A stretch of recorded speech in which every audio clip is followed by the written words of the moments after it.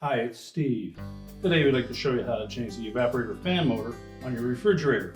It's a really easy job. Let me show you how we do it. Now before we begin this repair, the first thing we'll need to do is to disconnect power to the refrigerator.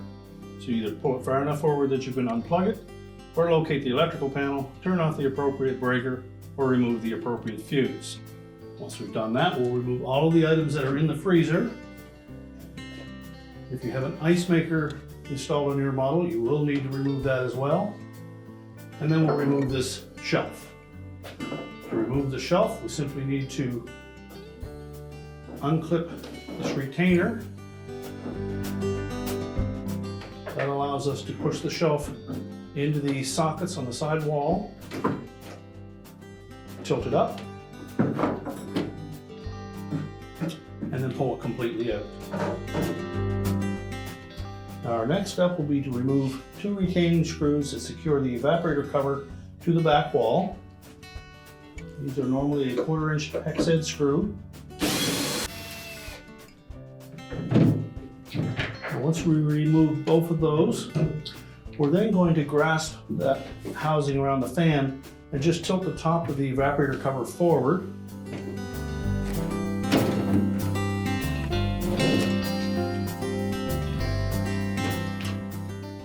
It will only come so far, and you'll note that there is a wire harness that is attached to the back wall.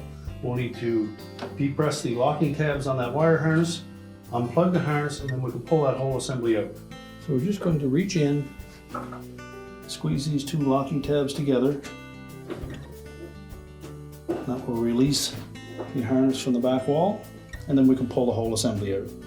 You may need to tilt that assembly almost vertical again to lift it out of the opening in the center back floor.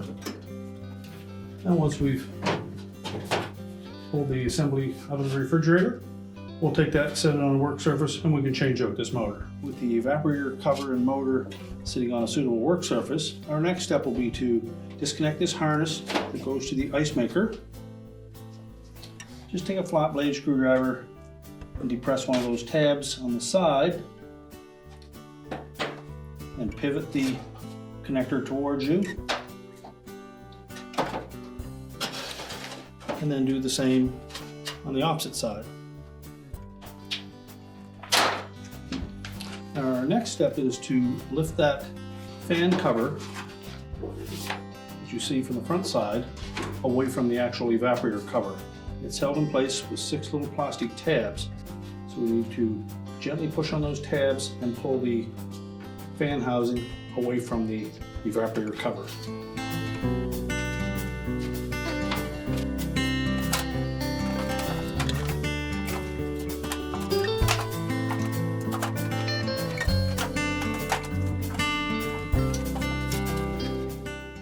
Once we've released all 6 tabs, we'll then hinge it upwards, and that will allow us to pull the 2 remaining tabs at the very top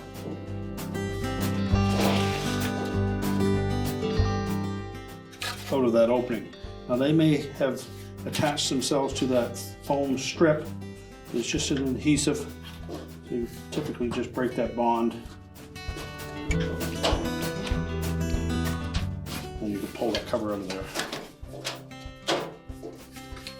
So we'll set that aside.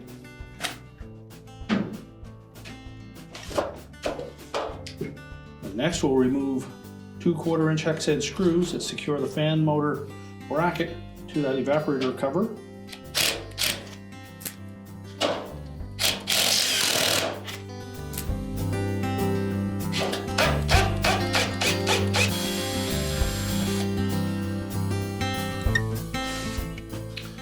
And lift the cover off and set that aside. Next we can remove the fan blade from the motor shaft. Just grasp the hub portion of that in the center and pull it straight off. Also be a slinger washer on there as well, so remember to pull that off, set that aside. Then next we need to remove these 2 1/4 inch hex head screws that secure the 2 halves of that motor mount together.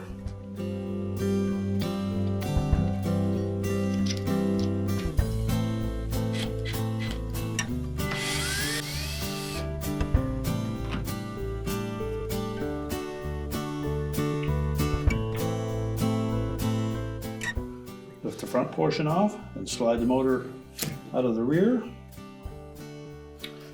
Remove the ground screw.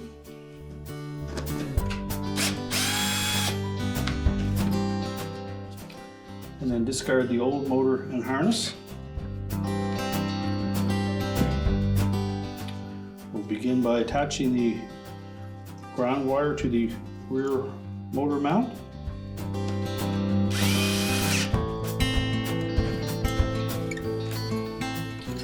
And then position the rear of that motor into the isolation bushing.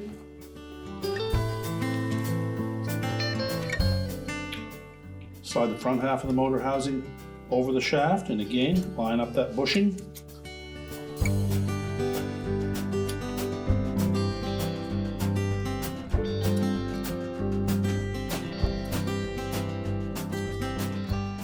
Make sure both bushings are firmly seated on the motor and into their respective brackets. And while holding the assembly together, we'll reattach the two retaining screws.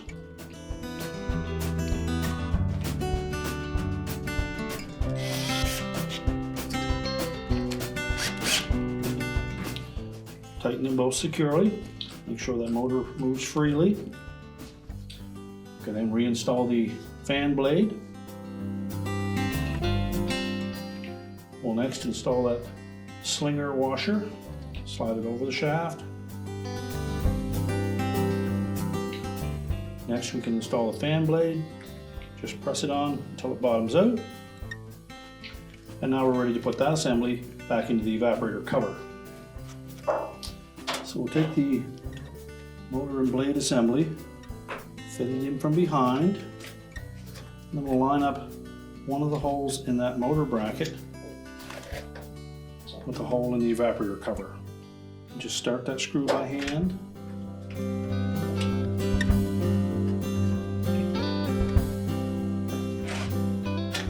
And we'll do the same on the opposite side. And you may need to pivot that bracket or bend it a little bit, enough to line up that screw.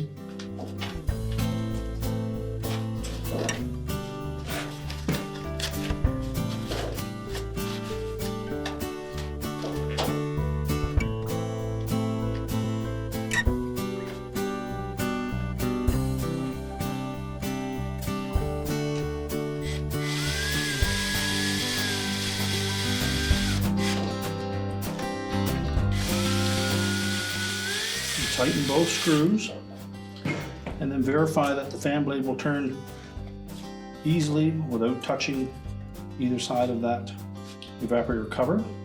Snug both of the screws up, and then we're ready to put the cover back on. So we'll begin by tilting it 90 degrees away from that panel and tuck the top two tabs into those rectangular holes.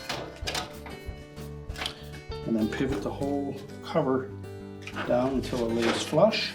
And then flip it over.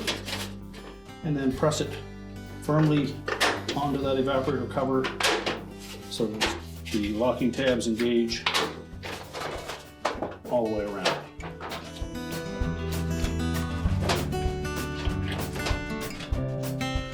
Now next we'll take that harness and the connector that goes to the ice maker. We're going to snap it into this opening. You'll note that there are two hooks in the center portion of that harness that need to engage. So press it firmly into place and rock from side to side until both of those tabs lock in place.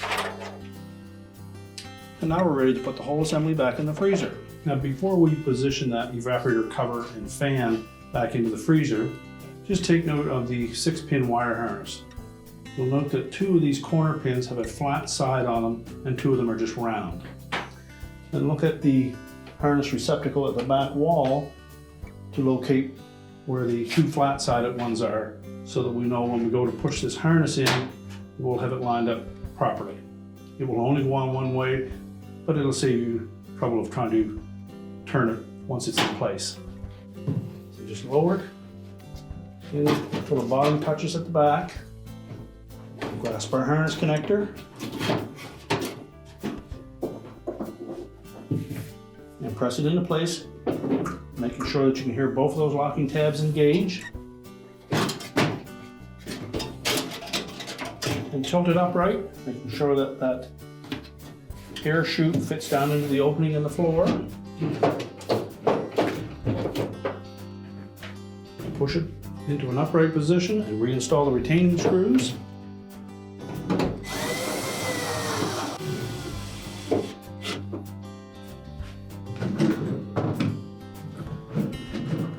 We can then reinstall the freezer shelf. Just tuck one side into the openings and push it firmly all the way in until it will drop down. Line up the holes on the opposite side and then pull it over until it centers itself. Then put that little retaining clip on one bar of the shelf. And then load up the freezer. We're now ready to reconnect the power, and our repair is complete.